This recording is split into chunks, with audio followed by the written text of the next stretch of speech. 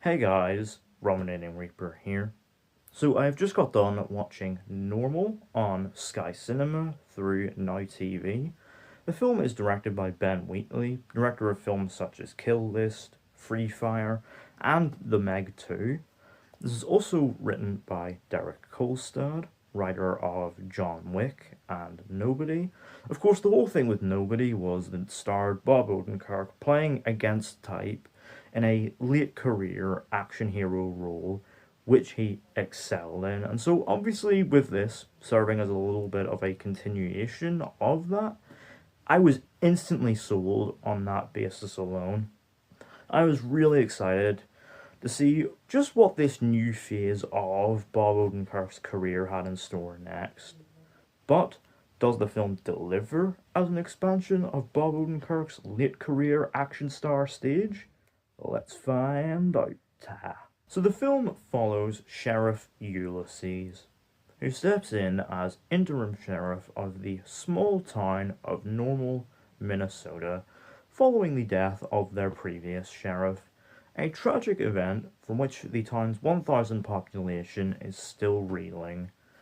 One day, after responding to a call about a bank robbery gone wrong, Ulysses ends up discovering that there's more going on in this seemingly quiet town than there initially seems on the surface, as he discovers a dark secret that shakes everything he thought he knew about Normal right to its very core. So, I unfortunately did not get the chance to actually see this on the big screen, simply because, much like Dead Man's Wire, this was a pretty blink and you'll miss it release, so I had to wait for it to hit streaming, but I was still looking forward to seeing Bob Odenkirk in his newest action film role, and on that front, it delivered pretty much everything I wanted.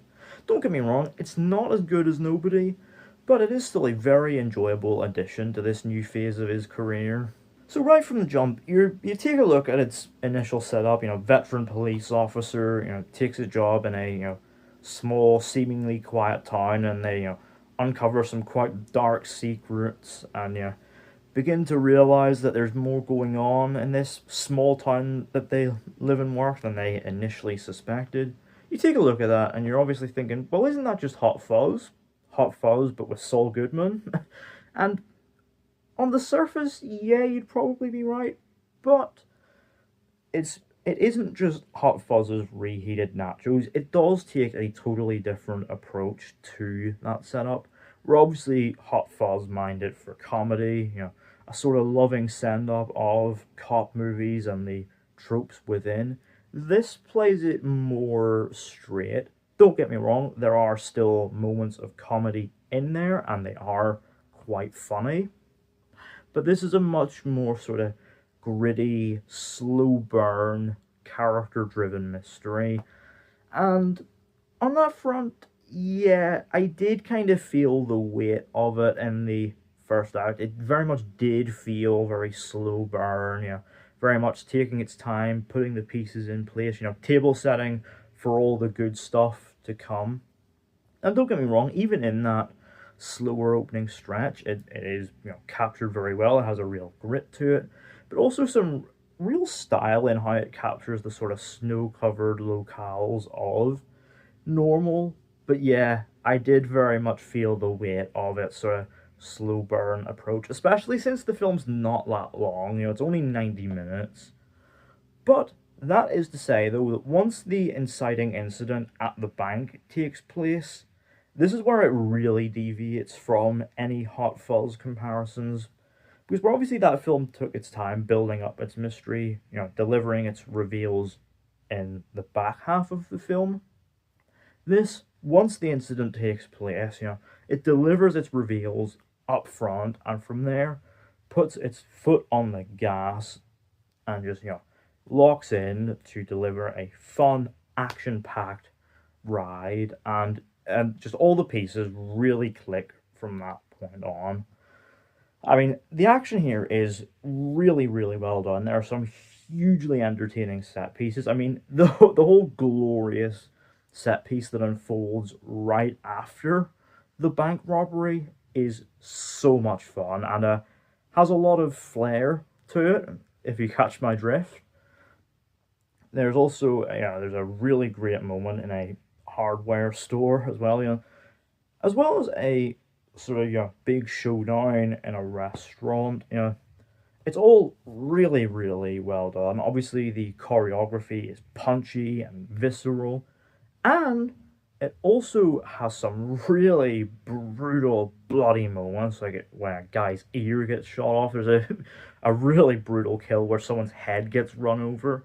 There's one kill in particular, very Final Destination-esque, with its sort of Rube Goldberg machine type approach. Yeah, you'll know exactly the one I'm talking about if you've seen the film. But yeah, all those moments are as brutal and bloody as you could hope for. But of course, what really makes it all work is Bob Odenkirk. Obviously, we already knew from Nobody that, he can command an action scene, so, that was never in any doubt here. And yeah, sure enough, he, he commands these scenes with the, the physicality and presence you'd expect. And, he really sells the quite visceral, punchy choreography.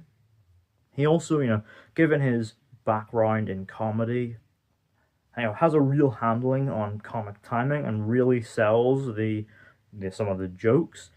But above all, what really makes it work is that he sells the inner turmoil of Ulysses.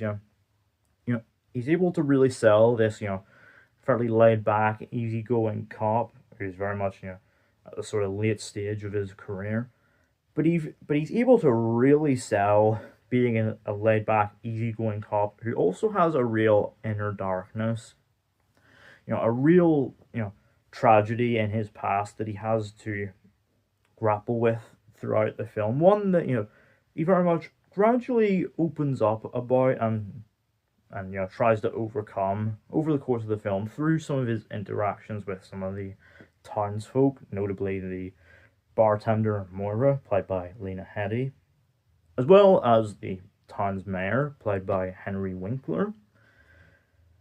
All these characters do help in aiding Ulysses' journey. In fact, there's some little mini arcs for some of the townsfolk here as well, notably the daughter of the previous sheriff. Although for some of the townsfolk, there's not really much going on character-wise. The real focal point here, the journey we're sharing is very much that of Ulysses. It's his journey and his arc that very much drives the big narrative beats throughout, and very much, it's the driving force for some of those big action moments. Particularly in the last act, where he hatches a quite wild and ambitious plan that leads to an absolutely glorious climactic set piece.